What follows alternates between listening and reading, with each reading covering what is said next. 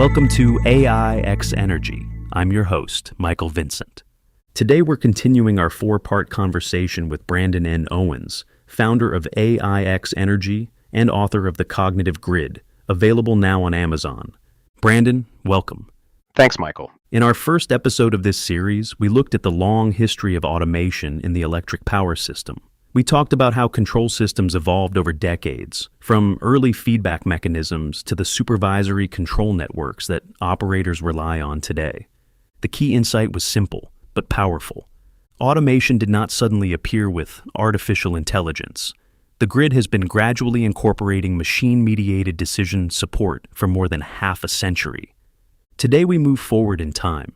Beginning in the early 2000s, policymakers and engineers began promoting a new vision for the electric power system.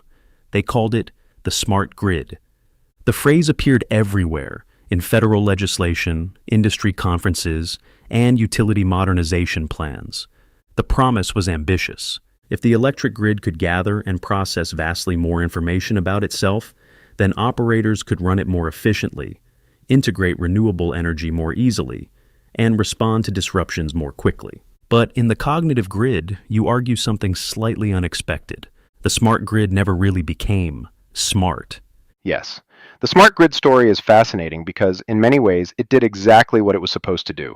It digitized large parts of the power system. It added sensors. It upgraded communications networks. It created enormous new streams of operational data. But information alone does not produce intelligence. And that distinction turns out to be important. Let's start with the basic motivation.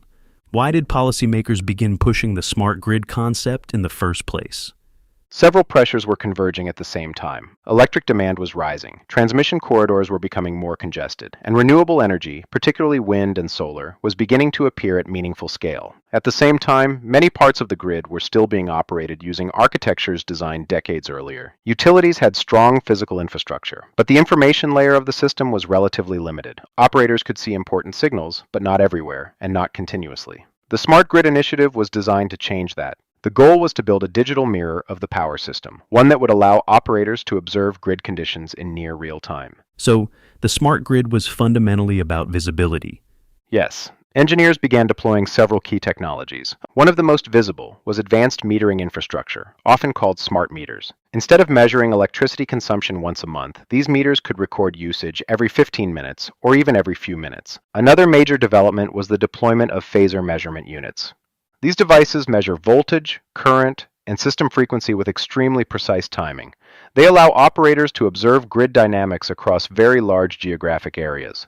Utilities also installed new sensors and automated switches throughout distribution networks. These systems allowed faults to be detected and isolated more quickly. And control centers themselves were upgraded with new energy management systems capable of processing much larger volumes of data. The grid suddenly had eyes everywhere.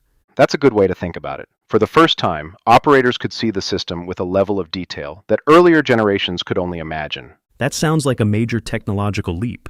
Where did the smart grid fall short? The short answer is that visibility does not automatically produce judgment. What the smart grid created was a massive expansion of instrumentation. Sensors multiplied, data streams multiplied. Control rooms suddenly had access to enormous amounts of information. But most of the systems interpreting that information still relied on deterministic rules and human interpretation. Operators often describe this period as a shift from too little information to too much information. So the grid could see more, but it still struggled to understand what it was seeing? Right. Many smart grid tools were extremely good at detecting anomalies, but deciding which anomalies mattered and what to do about them still depended heavily on human judgment. That seems like a recurring theme in infrastructure history. Technology expands capability, but institutions take time to absorb the consequences.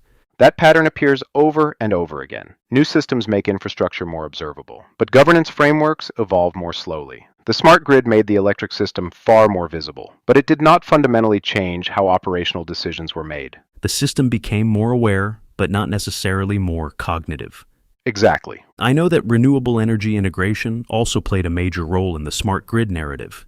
Did these new systems help utilities manage wind and solar power?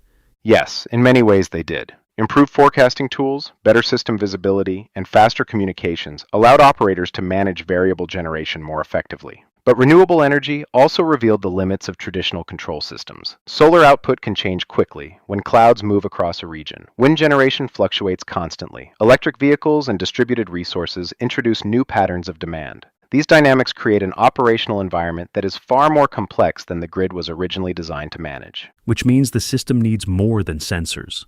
Yes, it needs systems capable of interpreting complexity in real time. And that's the moment when artificial intelligence begins to enter the story. Yes, but the transition is gradual. Artificial intelligence does not suddenly arrive as operational authority. It enters the grid as assistance. What does that look like in practice? Utilities begin experimenting with machine learning systems that analyze large volumes of historical data. For example, models that predict which feeders are most likely to fail during a storm, or systems that rank transformers by failure risk, or tools that recommend where repair crews should be staged before severe weather arrives. These are pattern recognition problems. Right? They involve complex relationships between weather, infrastructure condition, historical outages, and operational decisions. Machine learning systems can often identify patterns in these datasets that are difficult for humans to detect directly. These systems begin offering recommendations. Yes, they don't issue commands. They help humans interpret large volumes of information. At least initially, but where does the governance problem begin? It begins when recommendations become defaults. Explain that. Well, in real operations, decisions are often made under time pressure. If a model consistently produces useful predictions, operators begin relying on it. Over time, it becomes the normal way decisions are prepared. Even if a human still makes the final call? Yes, authority hasn't formally moved, but influence has. This is a subtle but important point. The machine does not need direct control to shape outcomes. Correct. It only needs to structure the decision space. If a system ranks circuits by criticality, it is already expressing a theory of consequence. If an optimization system proposes a single recommended plan, it may quietly eliminate alternatives that operators might otherwise consider. The system shapes what appears reasonable. Which brings us back to the broader argument of your book. The core issue isn't whether machines will run the grid. It's whether institutions understand how authority moves once intelligent systems begin shaping operational decisions. That's the central question. Infrastructure systems distribute consequences. When the grid fails, some communities regain power sooner than others. Some risks are tolerated while others are avoided. Those decisions must remain legitimate. And legitimacy requires something simple but essential. Institutions must be able to explain where decisions happened and why. Let me try to summarize where we are. The smart grid dramatically expanded the visibility of the power system. Sensors, communications networks, and digital control systems allowed operators to see grid conditions with unprecedented clarity, but visibility alone did not produce intelligence. Instead, it created the conditions for AI systems capable of interpreting the massive data streams produced by smart grid technologies. And once those systems begin shaping decisions, governance becomes unavoidable. That's exactly right. Which leads us to the next chapter of this story. Artificial intelligence is now beginning to move closer to the operational edge of infrastructure. Utilities and system operators are experimenting with AI tools embedded directly inside control room workflows. Systems that detect anomalies, interpret complex conditions, and recommend actions in real time. And once those systems participate directly in operational judgment, the question of governance becomes unavoidable. Brandon, thank you for walking us through the smart grid era. In our next episode, we'll explore how artificial intelligence is beginning to enter the control room and why that shift raises new questions about authority, accountability, and institutional design. Until then, visit AIxEnergy.io to stay current on the convergence of artificial intelligence and energy infrastructure. I'm Michael Vincent. Thanks for listening.